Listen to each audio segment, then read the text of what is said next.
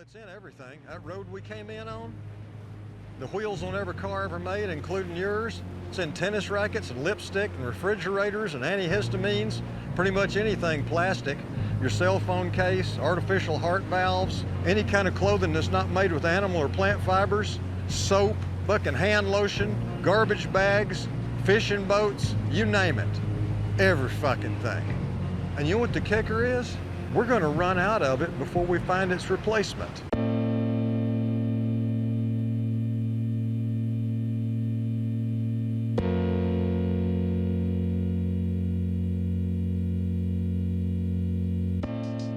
The thought of running out of a valued resource is a scary prospect, one which most of us in the modern age of technology couldn't even fathom, especially something that drives pretty much everyone's everyday life. It's a notion we've put into the back of our heads whilst expecting someone else to figure it all out, leading us into the detrimental denial we find ourselves living in.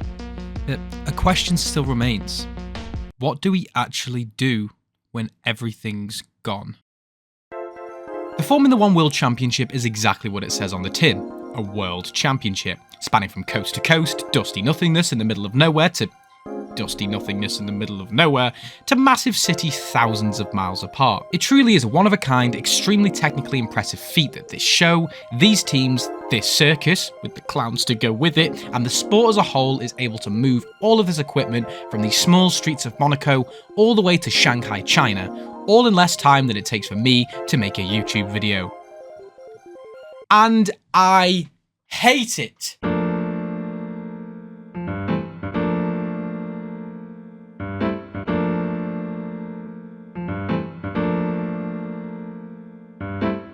Though Formula One may pull off some of the most technically impressive feats of transportation, moving hundreds of tons worth of equipment to multiple different countries and continents just mere weeks apart from each other, it has to have some of the most contradicting, hypocritical, brain-melting schedule of all time. In 2025, the F1 circus travelled to 21 countries, travelling to 5 of the 7 continents, Antarctica race when, with the largest distance between races being over 13,000 kilometres and travelling a total of near 120,000 total kilometres over the entire year, making it one of, if not the single most intense and highly internationally logistic feat that practically goes unnoticed by 99% of the people who watch the sport week after week. And the way it works is just fucking shit. Realistically, the most no bullshit, straightforward way to approach this fucking thing is to separate each place you visit into one segment of the calendar, making sure that all the places you're racing get put right next to each other. Vroom vroom for a few weeks, see Lando win, right? Pack it up, meow, to the next continent, rinse and repeat a few times, and that's the season done. Easy, right? And to make it even more easy, planet Earth specifically separated all these little rocks into tiny segments with a little bit of water in between, meaning you can quite literally just move around big rock, hop on boat, travel to next big rock, then next big rock, then next big... So, is this what these highly intelligent multi-billionaires, by the way, in charge of F1 actually do? No. They decided instead they should play fucking ping pong with the bastard, whipping all over the shop in no particular order with no grace before chilling in Europe for a little bit, just to do the same thing again straight after. Yeah, all this chat about saving the planet and utilizing hybrids and electrical systems to bullshit. You cannot seriously tell me that you're actually legitimately concerned about the environment and the state of the planet when you're lugging around these fucking things in the most technically inept way I've ever seen someone plan out a route for traversing the globe. You are chatting shit! Yeah, would it be surprising that the constant news you've seen about going green and being more eco-friendly is actually just jargon propaganda fed to you to make you feel like they're actually doing something about the actual problem at hand without fixing the actual problem at hand? You stupid! Literally just like that slug from Monsters Inc. who keeps mopping up his own sludge. But why do they do this? I just can't pinpoint it. There must be this like thing that people exchange, and like if you give me like a lot of it, I'll do anything for you. And there must be something you can like dig up from the ground that's like worth a lot of this stuff as well. They can't, I don't know. Yeah, of course it's money. It's obviously money. Tell me why we go from Miami to fucking Italy to Monaco to Spain to Canada to Austria. Tell me why we do that. Logistically, that makes no sense.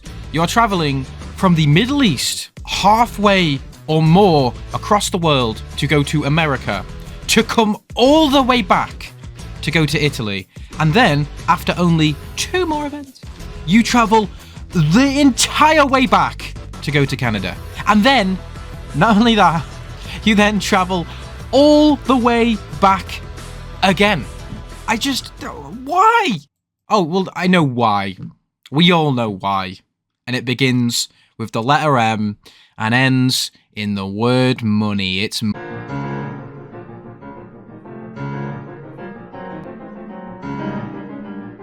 In 1956, a man named Stirling Moss, touted as the best racer to have never won the Formula One World Championship, bought his race-winning Maserati 250F for around £5,200, an equivalent of around £227,000 today.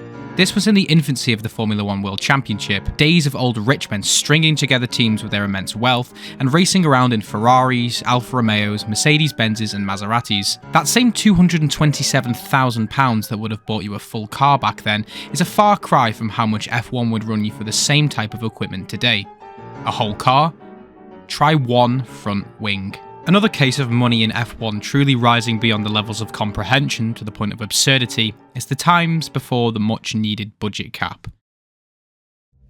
The 2008 season is one of many seasons in which the year-to-year budget had become unfathomable. Gone were the days of the 60s where you could run an entire team for under £100,000 a year. By the late 2000s, most teams easily surpassed 8 figures, with budgets soaring into the hundreds of millions. Teams like Ferrari, McLaren and Renault were no pushovers in this field, fronting easily the most dominant cars over the last decade, having some of the most sizable funds put into the teams that the sport had ever seen. McLaren was easily on top, spending just shy of $400 million, but had experienced a plethora of success, with 2 drivers' titles in the last 10 years, multiple victories, podiums, and a soon-to-be champion in the same year, Lewis Hamilton. Even after the £100 million fine they had received the year before because of some oopsies, they still had tons and tons of funds to drop on this powerhouse team. Renault, on the other hand, used a much lower but more efficient amount, a respectable $300 million. Still being one of the highest budgets on the grid, Renault had just come off winning both championships in 2005 and 2006 by a man named Fernando Alonso. Renault were known as a team who never had the largest budget, but did a lot with what they had, which many a team in Formula One can achieve. Showing more money does not equal more success. Now Ferrari. Known for their absolute dominance throughout the history of not only F1, but motorsports as a whole. They dominated the early half of the 2000s, winning 6 drivers' championships and 6 constructors, whilst consistently having one of, if not the largest budget for most of it. 2008 was no different. They utilised a small, but not lousy $350 million, which was a ludicrous amount, but still less than McLaren. With both teams fighting for the title year after year after year for the last decade, it made sense that they had put all they could into each season and being able to invest more as the years go by. But, even with the most successful teams, the largest budgets and the highest prestige, one team stood above the rest. One team had put everything into this sport. One team with immense time, resources, and wealth. But wealth doesn't guarantee even safety in F1, let alone success. And no team throughout the entirety of F1 history knows that phrase more than Toyota.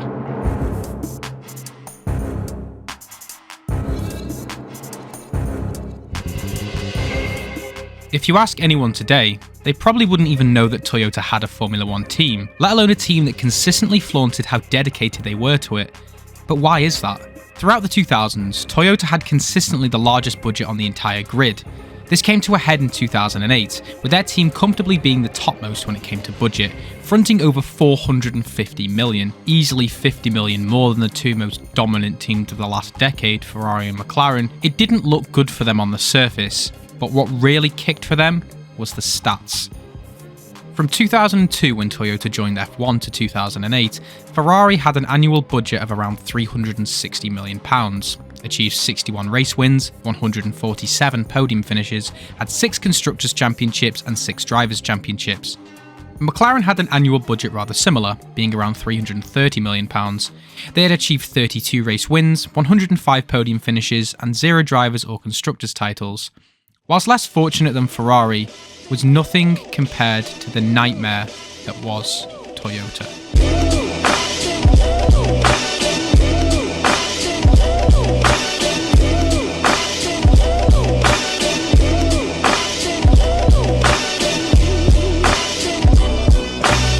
You can always throw money at things blindly, expecting everything to go right, the stars to align into place.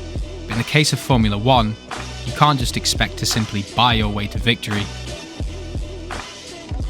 Or can you? To say the money game in Formula 1 has been elevated to the next level in modern times is beyond the question, and that's without even bringing the oh-so-prevalent F1 politics into things. To see the most obvious case of money truly taking over a section of the calendar is the season closer, Abu Dhabi. It's lights out, lights out, lights out, lights out. It's lights out, it's lights out, lights out. It's lights out, away we go, away we go. It's lights out and away we go. It's lights out and away we go. It's lights out and away we go. Verstappen comes right over to cover that. We all know F1 is ruled pretty much entirely by money, which is exactly why all of these events happen when they do, and especially the Middle Eastern ones. It's because they have a lot of money, and they've definitely just said, listen, we're going to give you a hell of a lot of coin for you to insert our races at the most pivotal points, potentially, of the entire season, as you just saw with what happened with Lando Norris, Oscar Piastri, Max Verstappen, and what you've seen happen with multiple other drivers like Lewis Hamilton and Max Verstappen. Abu Dhabi is the last race of the season, meaning if it goes down to the wire, it makes it one of the most watched events of the entire year as well. 2021 is one of the only years I've ever seen it where my friends that I were never ever interested in F1, even my mum, knew about Max Verstappen and Lewis Hamilton and Abu Dhabi. Everybody wants to have the last race of the calendar, and it was Brazil for a long while, but then guess who gave all the money to all the F1 people? And then it was in Abu Dhabi, and then it's never changed. And that's the same for everything in F1, where sponsors go on cars, they pay for a larger spot. Where things are on the track, are you paying for a lot longer sponsor on a track? That's why you see the same sponsors pivoted the entire way around this corner, not just one and then another sponsor and then another sponsor. They pay for all of that space, and the larger the space is, obviously the more money they've paid for literally everything. And it's the same thing with the actual calendar.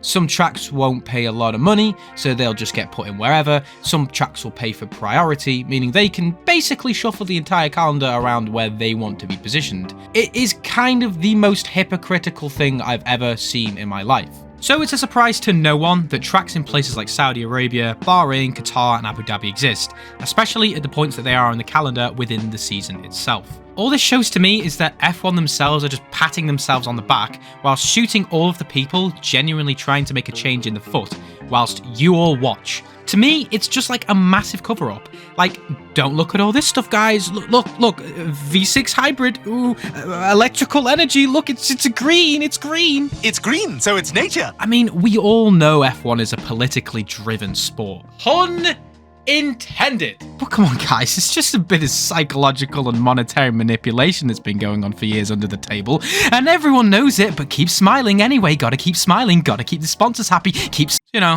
like normal stuff. And let's just talk about how to change it. Well, the most obvious one is put the fucking calendar in order. It's the most obvious statement I think you could make. Start the season off in Australia. Move to the countries that are closest to Australia. I can't believe I'm actually talking about this like this right now. Right, as you can probably see, we're using Microsoft Paint, of all things, the absolute goat of apps that I unironically use when I'm editing. I was going to initially use Google Maps to show off the bounce from different countries, but unless it's from one country to another, Google Maps is practically useless at showing off fucking anything. But also because Google Maps only lets you plan a route of 10 countries maximum, and there are way more than 10 countries on the calendar. So yeah, Microsoft Paint. How many years old is this fucking app? And it's still the goat of just drawing shit on a piece of paper. So this is the planned route I was talking about, just to put it into some context. So we're starting off at the bottom here in good old Australia. And we're going to be making our way up into Singapore, which is right... Oh, God. Africa jump scare. Which is right there.